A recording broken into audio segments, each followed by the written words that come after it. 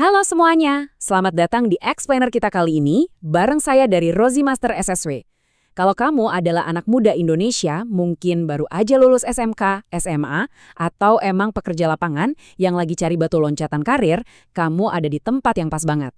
Hari ini kita bakal kupas tuntas sebuah peluang emas yang bisa ngubah masa depan kamu, program Specified Skilled Worker alias SSW di bidang konstruksi Jepang. Bayangin aja, kerja di negara dengan teknologi super canggih, etos kerja yang keren, dan pastinya gaji puluhan juta. Penasaran? Yuk kita mulai. Agenda kita hari ini simple tapi padat. Pertama, kita bahas peluang emas konstruksi Jepang.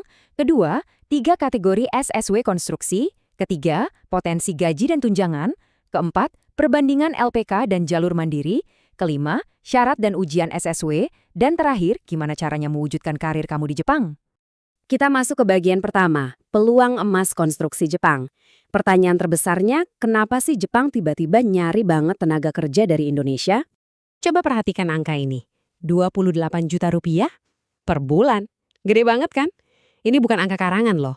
Dalam sosialisasi resmi dari JHCAH atau Japan Association for Construction Human Resources, angka fantastis inilah yang disebut sebagai potensi pendapatan pekerja konstruksi di sana. Ini bukti nyata kalau keahlian kamu itu sangat dihargai, pastinya dibarengi sama sistem keselamatan kerja tingkat dunia. Terus, kenapa bayarannya bisa setinggi itu? Alasannya ada pada krisis demografi. Jepang lagi ngalamin yang namanya Jinko Gensho, atau penurunan populasi yang drastis. Ditambah pekerjanya makin menua. Di saat yang sama, proyek infrastruktur raksasa mereka nggak bisa berhenti. Jadi tanpa talenta asing muda lewat program SSW ini, roda pembangunan mereka bisa benar-benar lumpuh. Mereka butuh kamu. Lanjut ke bagian 2. 3 kategori SSW konstruksi. Pekerjaan spesifik apa aja sih yang sebenarnya tersedia? Dulu tuh bidang konstruksi SSW ini dipecah jadi 19 kategori yang lumayan bikin pusing. Tapi berita baiknya pemerintah Jepang udah menyederhanakannya jadi 3 jalur utama aja. Teknik sipil, bangunan atau arsitektur, dan infrastruktur serta peralatan. Penyederhanaan ini bikin kerangka visa kamu jauh lebih fleksibel buat milih spesialisasi kerjaan. Nah, kalau kamu nanti kerja di sana, ada satu istilah yang bakal jadi sahabat sehari-hari kamu, Genba. Genba ini artinya lokasi kerja aktual di lapangan. Disinilah kamu bakal ngerasain langsung ritme kerja Jepang yang serba cepat. Disiplin tingkat tinggi, tapi tetap keamanan itu mutlak nomor 1. Bersiaplah untuk dilatih jadi profesional yang benar-benar presisi. Sekarang kita masuk ke bagian 3, ini yang paling ditunggu-tunggu, potensi gaji dan tunjangan. Mari kita bedah bareng-bareng. Kita ngomongin Kyuyoro atau gaji. Sebagai pemula di SSW tipe 1, kamu bakal mulai di kisaran 200.000 sampai 240.000 yen per bulan. Seiring berjalannya waktu dan nambahnya jam terbang, angkanya bakal terus naik. Dan lihat lonjakannya. Kalau kamu berhasil tembus ujian SSW tipe bula, gaji pokoknya bisa nyentuh 350.000 yen lebih. Jepang emang ngasih reward gede buat mereka yang mau naikin skill. Dan asal kamu tahu, gaji pokok itu baru pemanasan aja. Di Jepang, aturan lembur itu ketat dan kamu berhak dapat tambahan bayaran minimal 25%. Belum lagi ada tunjangan risiko bahaya, misalnya buat kamu yang kerja di scaffolding, dan tunjangan kualifikasi. Makanya kalau kamu rajin ngumpulin sertifikat keahlian, bayaran bulanan kamu bakal makin tebel. Satu hal lagi yang ngaruh banget itu lokasi. Kota-kota metropolitan kayak Tokyo, Kanagawa, Chiba, atau Saitama emang nawarin gaji pokok yang lebih tinggi. Tapi ya biaya sewa dan hidupnya lumayan nguras kantong. Di sisi lain, daerah pedesaan gajinya mungkin sedikit di bawah itu, tapi biaya hidupnya murah banget. Jadi dua-duanya adalah pilihan strategis yang valid tergantung goals finansial kamu. Ini dia yang saya sebut sebagai hadiah utama. Target kamu jangan cuma berhenti di SSW tipe 1, yang masa tinggalnya dibatasi maksimal 5 tahun. Kamu harus pasang target buat lulus tipe 2. Kenapa? Karena visa tipe 2 ini bisa diperpanjang tanpa batas. Dan yang paling membahagiakan, kamu diizinkan bawa pasangan dan anak buat tinggal di Jepang. Ini adalah jalur emas menuju karir jangka panjang.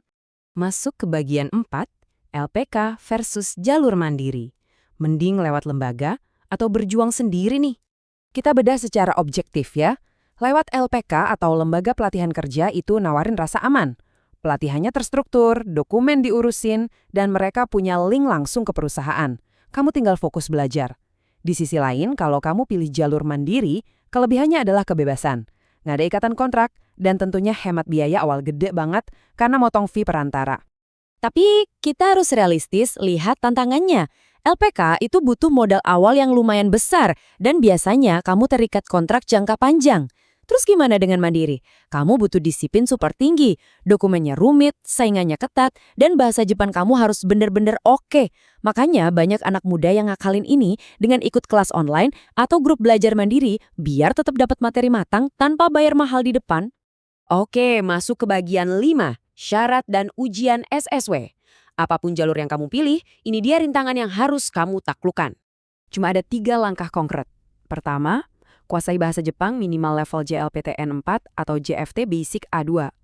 Tanpa bahasa, kamu nggak akan bisa survive di Genba. Kedua, lulus ujian keterampilan teknis dari JAC. Dan ketiga, matching sama perusahaan, terus urus visa.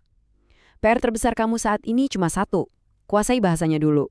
Ujian keterampilan JEC ini nyata dan bergeraknya cepat loh. Sebagai gambaran aja, untuk bulan November nanti, jadwal ujian udah di-set ketat di Tokyo, Osaka, dan Nagoya. Peluang ini bukan sekedar wacana, ini realitas. Waktu kamu buat persiapan itu sangat berharga, jadi jangan ditunda-tunda. Dan coba tebak, berapa biaya ujian keahlian J ini? Cuma 1.000 yen, nggak sampai 100.000 rupiah. Daftarnya juga full digital lewat aplikasi JEC Members langsung dari smartphone kamu. Jepang sengaja bikin sistem yang super gampang dan terjangkau ini biar nggak ada hambatan buat kamu yang emang punya tekad baja. Nih, saran pro buat kamu. Begitu udah kerja di sana, buruan deh ambil lisensi tambahan di tahun pertama. Mau itu lisensi forklift, las listrik, atau slingwork. Kenapa? Karena sertifikat-sertifikat ini tuh ibarat kunci harta karun yang bakal langsung cair jadi tunjangan kualifikasi di slip gaji kamu setiap bulan. Akhirnya kita sampai di bagian 6, wujudkan karir di Jepang. Waktunya menyatukan semua kepingan puzzle ini. Kalau kamu masih insecure ngerasa bisa nggak ya saya kerja di sana, dengerin deh kata-kata Bapak Naoya Shikano, Kepala Departemen JEC. Beliau bilang, orang Indonesia itu sangat rajin, baik, lalu ceria. Pengusaha Jepang itu cinta banget sama karakter pekerja kita. Mereka butuh etos kerja kamu, jadi tolong buang jauh-jauh rasa ragu itu. Jadi, buat kamu tenaga lapangan yang lagi nonton, atau fresh graduate SMK dan SMA, sistem udah terstruktur, perlindungan jelas, dan gaji puluhan juta udah nunggu di depan mata. Peta jalannya udah saya kasih. Pertanyaannya sekarang, siapkah kamu berhenti sekedar berwacana dan mulai benar-benar ambil kendali atas masa depan kamu? Pintu program Toku Tegino lagi kebuka lebar banget teman-teman. Jangan takut buat mulai. Jepang sangat butuh SDM Indonesia.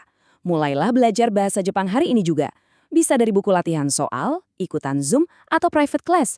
Ambil langkah pertama kamu menuju panggung global dan raih kesempatan buat memperbaiki masa depan. Jangan lupa buat terus pantau dan follow YouTube Rosie Master SSW buat tips, pendampingan interview, dan update program Jepang lainnya. Terima kasih udah gabung di sesi edukasi kita kali ini, dan sampai jumpa di puncak kesuksesan kamu di Jepang.